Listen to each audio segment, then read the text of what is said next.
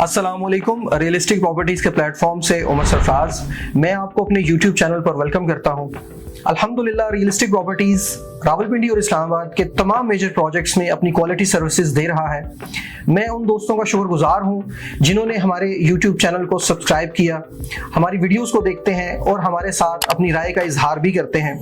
हमारे वो दोस्त जो इस चैनल पर नए हैं, मैं उनसे भी रिक्वेस्ट करूंगा कि वो हमारे चैनल को सब्सक्राइब करें ताकि रियल एस्टेट इंडस्ट्री में आने वाली तमाम अपडेट्स आप तक टाइमली पहुंचती रहें। मेरी ये वीडियो बहरिया टाउन के हवाले से है क्योंकि इसको लेकर मार्केट में बहुत तेजी है, गहमा गहमी है, बहुत सारे डीलर्स और इन्वेस्टर्स का ट्रेंड भी सेट हो रहा है। इसी दौरान हमें भी बहुत सारी कॉल्स और मैसेजेस रिसीव हो रहे हैं। इस सिचुएशन में हर बंदे को अलग से समझाना मुश्किल हो जाता है या कोई ना कोई पॉइंट मिस हो जाता है। तो मेरी ये वीडियो मेरे उन वैल्यूएबल क्लाइंट्स के लिए है, उन इन्वेस्टर्स के लिए है जो बहरिया टाउन पेशावर में इंटरेस्टेड हैं या इन्वेस्टमेंट करना चाहते हैं। बहरिया टाउन पेशावर के हवाले से मैं कुछ फैक्ट्स आपसे शेयर करना चाहता हूं, जिसमें सबसे पहले मैं आपको क्लियर कर दूं कि बहरिया टाउन की मैनेजमेंट मलिक रियाज साहब एंड कंपनी की तरफ से बहरिया टाउन पेशावर को ऑफिशियली लॉन्च करने का ऐलान कर दिया गया है। इस हवाले से बहरिया टाउन के तमाम हेड ऑफिसेज इस्लामाबाद, लाहौर, रावलपिंडी और पेशावर में मीटिंग्स भी हो चुकी हैं, लेकिन उन मीटिंग्स में अभी तक सिर्फ और सिर्फ बहरिया टाउन पेशावर को ऑफिशियली लॉन्च करने का ऐलान किया गया है। उसकी ऑफिशियली लॉन्चिंग डेट, उसका पेमेंट प्लान और उसकी लोकेशन के बारे में अभी तक कुछ भी फाइनल नहीं है। ये सारे मामला अभी तक पेंडिंग हैं। अगर हम बहरिया टाउन के बैकग्राउंड की बात करें तो इसमें कोई शक नहीं कि बहरिया टाउन पाकिस्तान का one of the leading developer है, बल्कि पाकिस्तान की ग्रोथ में इसका बहुत बड़ा हाथ है। पाकिस्तान के प्राइवेट हाउसिंग सेक्टर में क्वालिटी लिविंग स्टैंडर्ड प्रोवाइड करने वाला बहरिया टाउन ही है। आजकल मार्केट में जितने भी डेवलपर काम कर रहे हैं वो बहरिया टाउन के फार्मूले को ही फॉलो कर रहे हैं। तो बहरिया टाउन का सबसे पहला प्रोजेक्ट 96 या 97 में गालबन रावलपिंडी का था, जिसको प्री लॉन्च पे वो लेकर आए, इंस्टॉलमेंट पर चलाया। फेज 1 से लेकर फेज 6 तक जीटी रोड के राइट साइड पे बनाया गया और जीटी रोड के दूसरी साइड पे फेज 7 से लेकर फेज 9 तक है, जिसमें कुछ हिस्सा डेवलप हो चुका है और कुछ हिस्सा भी अंडर डेवलपमेंट है। इस प्रोजेक्ट में पूरे पाकिस्तान की रियल एस्टेट कम्युनिटी, इन्वेस्टर्स और एंड यूजर्स ने बेशुमार पैसा बनाया, बल्कि पाकिस्तान को भी फाइनेंशियली बहुत सपोर्ट मिली क्योंकि construction industry, real estate industry का एक बहुत बड़ा हाथ था बहरिया टाउन के इस प्रोजेक्ट में।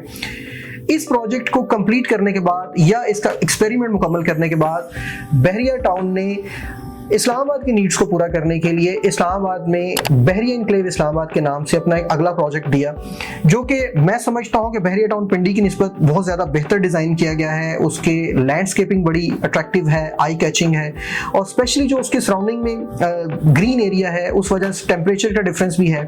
तो ये प्रोजेक्ट बहरिया टाउन पिंडी की निस्बत बेहतर डिज़ाइन किया गया था, इसमें बेहतर एमिनिटीज़ थी और आज अल्हम्दुलिल्लाह वहाँ पर ऑर्गेनिक लाइफ है, मामला अच्छे चल रहे हैं। वहां पर भी construction industry, real estate industry, end users, हर किस्म के बंदे ने बेशुमार पैसा बनाया। उसके बाद बहरिया टाउन लाहौर, जो कि लाहौर के बिल्कुल बीचों बीच है, वहां भी बहरिया टाउन ने एक बहुत बड़ा प्रोजेक्ट डिलीवर किया और बहुत बड़ा इकोनॉमिक ग्रोथ मिला पूरे मुल्क को वहां से, और आज वहां भी एक नेचुरल लाइफ नजर आती है।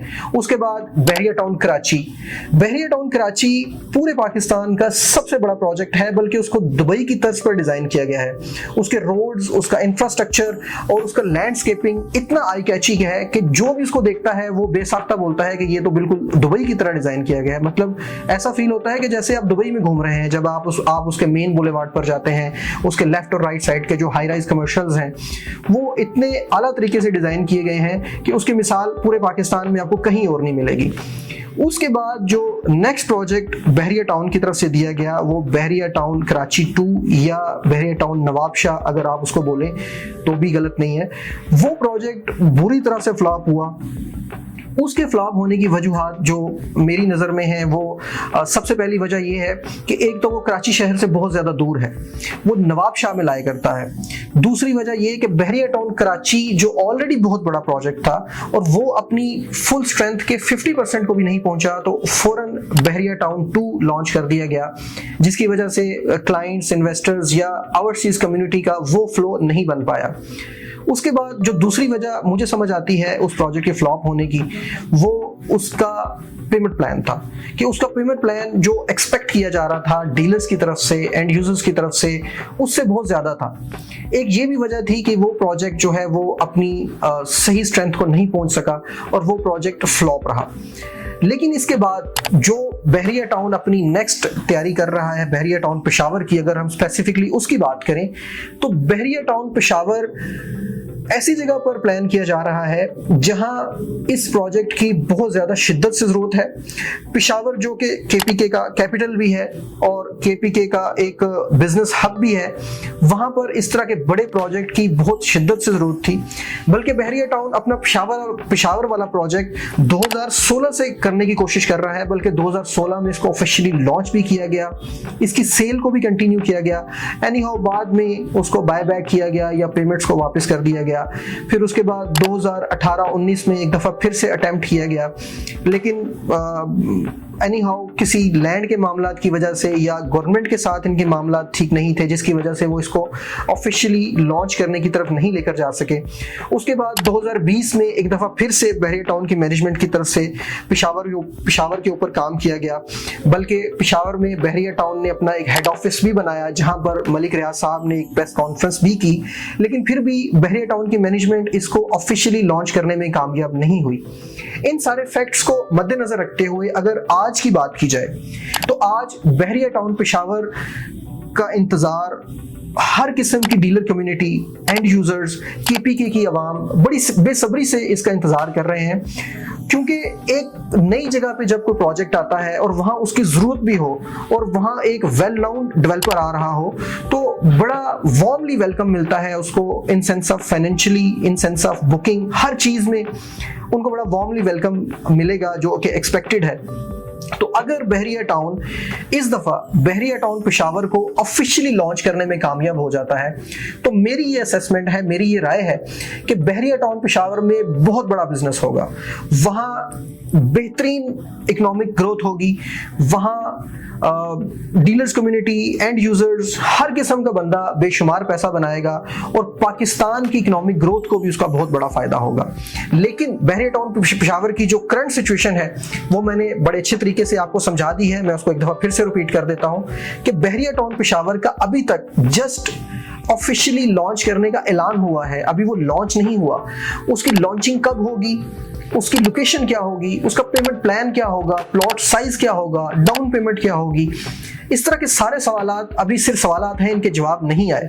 तो इस तरह के सिनेरियो में मेरे जैसे डीलर भाई जो हमारी इस फील्ड के साथ कनेक्टेड है, मैं थोड़ी सी सख्त बात करूंगा, बेशक बुरी लगे, इस तरह के सिनेरियो में जो बंदा आपसे डाउन पेमेंट की डिमांड करता है या बयाने की डिमांड करता है, या वो कहता है कि आप मुझे पेमेंट करें, आपकी बुकिंग मैं करवा दूंगा, तो इस तरह के बंदे से आपने दूर रहना है, बचना है, उसके किसी किस्म के घेरे में नहीं आना।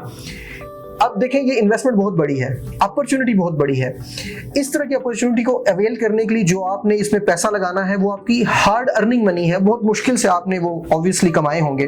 तो जितनी मेहनत से आपने अपना पैसा कमाया है उतनी ही मेहनत आपने एक अच्छे कंसल्टेंट को ढूंढने में करनी है, क्योंकि बहरिया टाउन पेशावर का कोटा लिमिटेड होगा, ये हर बंदे को नहीं मिलेगा, ये सिर्फ उन लोगों को मिलेगा जिनका बैकग्राउंड बहरिया टाउन के साथ जुड़ा हुआ है, जिन्होंने प्रीवियसली बहरिया टाउन पेशावर में या जिन्होंने प्रीवियसली बहरिया टाउन में काम किया है, जो आज से नहीं, आज से 10 साल पहले से बहरिया के साथ जुड़े हुए हैं। सिर्फ उन लोगों को इसका कोटा मिलेगा और इसका कोटा है भी काफी कीमती।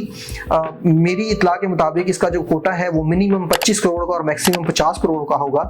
तो आपने इस बात का खास ख्याल रखना है कि जिस बंदे के साथ आप अपनी इन्वेस्टमेंट को प्लान कर रहे हैं, क्या उसकी वर्थ इतनी है कि वो कोटा ले सके, और कोशिश करें कि आप उस कंसल्टेंट का इंतखाब करें जिसकी मार्केट में वर्थ है, जिसका बैकग्राउंड है, जो ऑलरेडी अपनी सर्विसेज दे रहा है, उस बंदे का इंतखाब करें। अपनी इन्वेस्टमेंट का भी ख्याल रखें और अपना भी बहुत सारा ख्याल रखें। अब तक के लिए बहरिया टाउन के पेशावर के हवाले से जो भी अपडेट थी वो मैंने आप तक पहुंचा दी है। हमारे चैनल को सब्सक्राइब करें ताकि बहरिया टाउन पेशावर और इसके अलावा जितने भी मेजर प्रोजेक्ट्स जो मार्केट में इन हो रहे हैं या हो चुके हैं उनकी अपडेट्स आप तक पहुंचती रहें। अच्छा, मैं एक और चीज़ आपको बता दूं जो कि सबसे ज़्यादा ज़रूरी है।